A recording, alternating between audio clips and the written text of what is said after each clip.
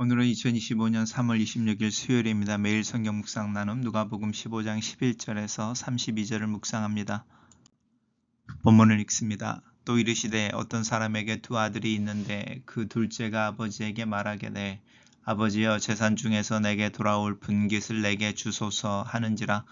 아버지가 그 살림을 각각 나누어 주었더니 그 후 며칠이 안 되어 둘째 아들의 재물을 다 모아 가지고 먼 나라에 가 거기서 허랑방탕하여 그 재산을 낭비하더니 다 없앤 후 그 나라에 크게 흉년이 들어 그가 비로소 궁핍한지라. 가서 그 나라 백성 중 한 사람에게 붙여 사니 그가 그를 들에 보내어 돼지를 치게 하였는데 그가 돼지 먹는 쥐염 열매로 배를 채우고자 하되 주는 자가 없는지라. 이에 스스로 돌이켜 이르되 내 아버지에게는 양식이 풍족한 품꾼이 얼마나 많은가. 나는 여기서 주려 죽는구나.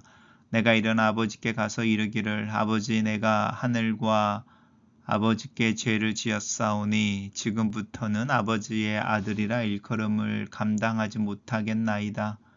나를 품꾼의 하나로 보소서 하리라 하고 이에 일어나서 아버지께로 돌아가니라. 아직 거리가 먼데 아버지가 그를 보고 측은히 여겨 달려가 목을 안고 입을 맞추니 아들이 이르되 아버지 내가 하늘과 아버지께 죄를 지었사오니 지금부터는 아버지의 아들이라 일컬음을 감당하지 못하겠나이다 하나 아버지는 종들에게 이르되 제일 좋은 옷을 내어다가 입히고 손에 가락지를 끼우고 발에 신을 신기라. 그리고 살찐 송아지를 끌어다가 잡으라. 우리가 먹고 즐거워하자. 이는 내 아들은 죽었다가 다시 살아났으며 내가 잃었다가 다시 얻었노라 하니 그들이 즐거워하더라. 맏아들이 밭에 있다가 돌아와 집에 가까이 왔을 때에 풍악과 춤추는 소리를 듣고 한 종을 불러 이 무슨 일인가 물은데 대답하되 당신의 종이 돌아왔음에 당신의 아버지가 건강한 그를 다시 맞아들이게 됨으로 인하여 살찐 송아지를 잡았나이다 하니 그가 노하여 들어가고자 하지 아니하거늘 아버지가 나와 권하건대 아버지께 대답하여 이르되 내가 여러 해 동안 아버지를 섬겨 명을 어김이 없었거늘 내게는 염소 새끼라도 주어 나와 내 벗으로 즐기게 하신 일이 없더니 아버지의 살림을 창기들과 함께 삼켜버린 이 아들이 돌아오매 이를 위하여 살찐 송아지를 잡으셨나이다. 아버지가 이르되 예 너는 항상 나와 함께 있으니 내 것이 다 내 것이로되 내 동생은 죽었다가 살아났고 내가 잃었다가 얻었기로 우리가 즐거워하고 기뻐하는 것이 마땅하다 하니라. 오늘의 본문은 탕자의 비유로 잘 알려져 있는 본문입니다. 두 아들과 아버지의 이야기입니다. 자, 이제 우리 어제 그 잃어버린 양 한 마리를 찾기 위해 99마리 양을 들에 남겨두고 그 잃어버린 양을 찾아가는 목자의 이야기, 10드라크마 중에 한 드라크마를 잃어버렸을 때에 그 잃어버린 드라크마를 찾기 위해 온 집을 뒤지는 여인의 이야기를 했었습니다. 그 둘 다 잃어버렸다가 찾은 것에 대해 기뻐하는 이 즐거움이 이제 이 비유의 핵심인데 오늘은 어떤 사람에게 두 아들이 있었는데 라고 이제 비유를 시작합니다. 둘째가 아버지께 아버지여 재산 중에서 내게 돌아올 분깃, 그러니까 내 유산이죠. 당신이 죽으면 나에게 돌아올 유산이 있는데 그 유산을 내게 주소서입니다. 이제 유대인들의 유산은 이제 아버지가 돌아가시게 되면 그 유산을 3등분을 하면은 이제 장자에게 이 3분의 2가 가고 차남에게 3분의 1이 갔다고 합니다. 아버지가 이제 살림을 각각 나누어 줍니다. 각각 나누어 줬으니까 재산을 정리해서 둘째 아들에게 주고 또 첫째 아들에게도 줬겠죠. 근데 이제 후에 며칠이 안 돼야 둘째 아들의 재물을 다 모아가지고 라고 하는 부분은 이제 재산 중에 동산이나 이제 부동산을 다 현금화 시켰다 뭐 이렇게 이해할 수 있죠. 먼 나라로 갔다라고 하는 것을 아버지를 멀리 떠났다라는 것이죠.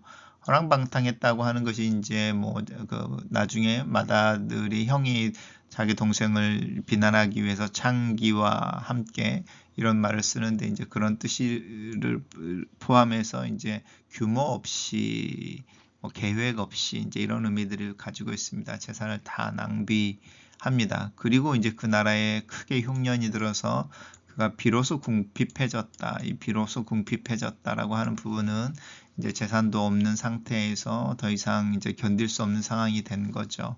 그래서 이제 하인 노릇을 하게 되고 유대인인데 들러보내어 돼지를 치게 되었다라고 하는 부분은 이제 유대인으로서의 정체성이나 뭐 이제 부끄러움인 거죠. 수치인 건 거죠. 이런 삶을 살게 되었다. 유대인의 정체성에 어울리지 않는 삶을 살게 되었다. 그리고 그가 배가 고팠을 때에 쥐엄 열매로 배를 채우고 했지만 주는 자가 없었다라고 할 때 이 주는 자가 없었다라는 게 주인을 이야기하지 않습니다. 왜냐하면 내 아버지의 집에는 양식이 풍족한 품꾼이 많았다. 그래서 이제 품꾼들 사이에인 거죠. 그러니까 이제 둘째 아들이 들에 가서 돼지를 치고 혼자 치지 않았을 거 아닙니까? 이제 같이 주변에 이렇게 같은 일을 하는 사람들에게서 무시를 당하는 돌봄을 받지 못하는 어떤 이 둘째 아들의 처지인 거죠. 그래서 이제 둘째 아들이 스스로 돌이켜 내 아버지에게는 양식이 풍족한 품꾼이 많다. 이것은 이제 아버지의 관대함의 상징이기도 하고 또 이 품꾼들 사이의 우애일 수도 있고요. 내가 여기서 구추려 죽는구나. 그러면서 이제 스스로 이야기하는 거죠. 아버지께 가서 이렇게 말을 해야겠다. 내가 하늘과 아버지께 죄를 지었사오니 지금부터는 아버지 아들의 일컬음을 감당하지 못하겠습니다. 품꾼의 하나로 보게 하소서라고 이제 시나리오를 짜는 거죠. 어쩌면 이 둘째 아들의 치밀함이 둘째 아들이 아버지 내게 재산을 주십시오. 내게 돌아올 분깃을 주십시오라고 할 때도 어쩌면 적용되어졌을 거예요. 이제 그 이야기가 즉흥적인 것은 아니었다라는 것을 우리로 하여금 추측할 수 있게 합니다. 실제로 고향으로 돌아왔을 때의 아버지가 아직 거리가 먼데 그 아들을 보는 거죠. 그 아들을 보고 달려와서 그 더러운 아들의 목을 안고 입을 맞춥니다. 그러니 이제 아들이 자기가 계산했던 그 대사를 그대로 이야기를 하죠. 아버지 내가 하늘과 땅 아버지께 죄를 지었습니다. 아버지 아들의 일컬음을 감당하지 못하겠습니다. 그 다음에 이제 나오는 말이 나를 품꾼의 하나로 보소서인데 거기까지 가지 못하죠. 아버지께서 인터럽트해서 종들에게 제일 좋은 옷을 그리고 반지, 가락지를 신발을 신겨라. 이제 신분의 회복에 대한 이야기를 합니다. 그리고 살찐 송아지를 끌어다 잔치를 하는 거죠. 먹고 즐기다. 이유는 하나입니다. 죽었다가 다시 살았다. 잃었다가 다시 얻었다. 라고 하는 첫 번째, 두 번째 비유와 동일한 이 잃어버린 것을 찾았을 때의 기쁨에 대한 이야기를 하고 있습니다. 예와 마지막에 비유 마지막에 이제 맏아들이 등장합니다. 맏아들은 그것을 알지 못하고 밭에서 일하고 돌아왔는데 집에서 풍악 소리와 춤추는 소리가 들리니 종을 불러서 물어보는 거죠. 그리고 이제 대답을 듣습니다. 당신의 동생이 돌아왔다. 건강한 그를 다시 맞이하게 됐다. 그래서 살찐 송아지를 잡았다. 근데 이 맏아들이 화를 내고 이제 그 잔치에 참여하지 않고 집에 들어가려고 하지 않습니다.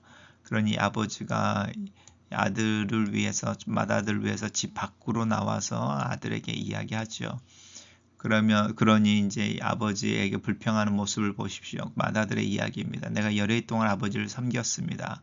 명예 어김이 없었습니다. 그런데 나에게 염소 새끼라도 주어서 나와 내 벗으로 즐기게 한 일이 있었습니까? 내가 아버지에게 그렇게 신실하고 충성되게 돼 있는데 참 나에게는 관대하지 않으시더니 둘째에게는 어떻게 그럴 수 있습니까? 이제 이 표현이죠. 아버지의 대답을 좀 기억해 볼 필요가 있습니다. 안다는 거죠. 너는 나와 항상 함께 있었다. 내가 그것을 안다. 그리고 내 것이 다 네 것이다. 이것은 마땅히 이제 팩트인 거죠. 다만 이 동생은 잃었다 죽었다 살아났고 잃었다 얻었으니 재산의 문제가 아니라 이건 당연한 거 아니냐 즐거워하고 기뻐하는 것이 이 이야기를 하는 거죠. 바리새인과 서기관들에게 이야기를 하고 있습니다. 단락을 요약해 보겠습니다. 예수님은 잃어버린 아들을 환영하는 아버지와 그것을 싫어하는 첫째 아들의 이야기를 통하여 바리새인들과 서기관들에게 죄인의 회개를 기뻐하도록 도전하신다. 이렇게 정리해 봤습니다. 묵상 나눔입니다. 예수님은 바리새인과 서기관들의 잘못된 구원관을 바로잡아 주시기 위해 맏아들을 비유에 등장시키십니다. 종교 지도자들은 맏아들처럼 자신들의 행한 선행과 순종을 근거로 하여 하나님 앞에 구원을 받을 수 있을 거라 생각했습니다. 예수님은 세리와 창녀처럼 절대로 구원받을 자격이 없는 것 같은 사람들이 하나님의 자비하심에 근거하여 구원을 받게 되는 것을 강조하십니다. 구원은 우리가 행한 어떤 일에 대한 보상이나 월급이 아닙니다. 아무런 자격 없이 우리를 불쌍히 여기시는 하나님의 사랑 때문에 구원을 받습니다. 그 은혜, 그 사랑을 생각하고 그 은혜와 사랑을 의지하여 하루하루를 살아갑시다. 예수님은 아버지 품을 떠나 제멋대로 살고 싶어하는 아들의 청을 들어주신 아버지와 재산을 함께 잃어버린 아버지가 재산과 함께 그 아들을 잃어버린 것으로 또 그 아들을 죽인 것으로 여긴 것을 이야기하십니다. 하나님을 떠나 사는 것은 살아도 죽은 것과 다름이 없다는 뜻입니다. 아무리 많은 재산을 가졌다 하더라도 하나님의 뜻을 떠난 모든 사람들은 사실 모든 재산을 잃어버린 거지에 불과합니다. 아버지의 품을 떠나서 얻는 자유는 자유가 아님을 기억해야 합니다. 방탕한 아들이 돌아오기를 기다리며 그가 돌아왔을 때 달려나가 그를 환영하는 아버지를 보십시오.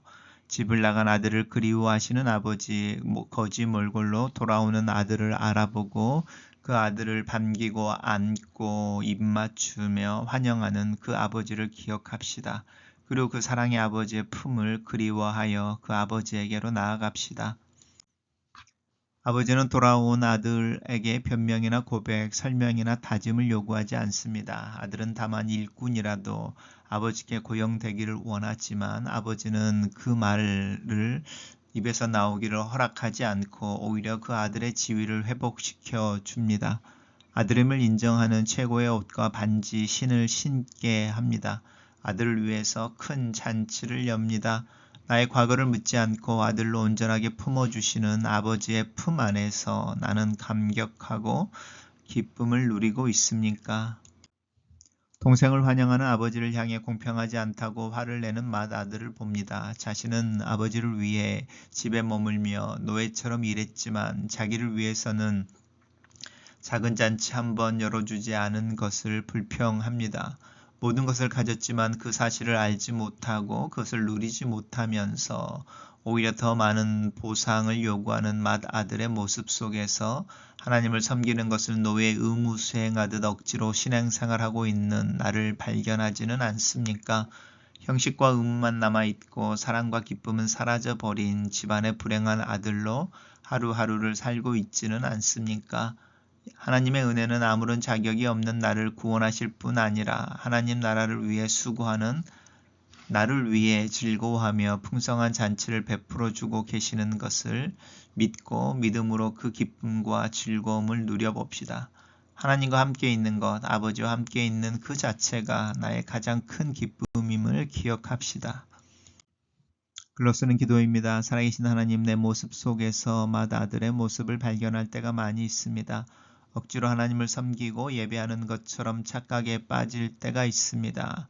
다른 이들의 신앙의 모습과 비교하여 나는 더 수고하고 더 열심을 내고 있다는 교만에 빠지기도 합니다.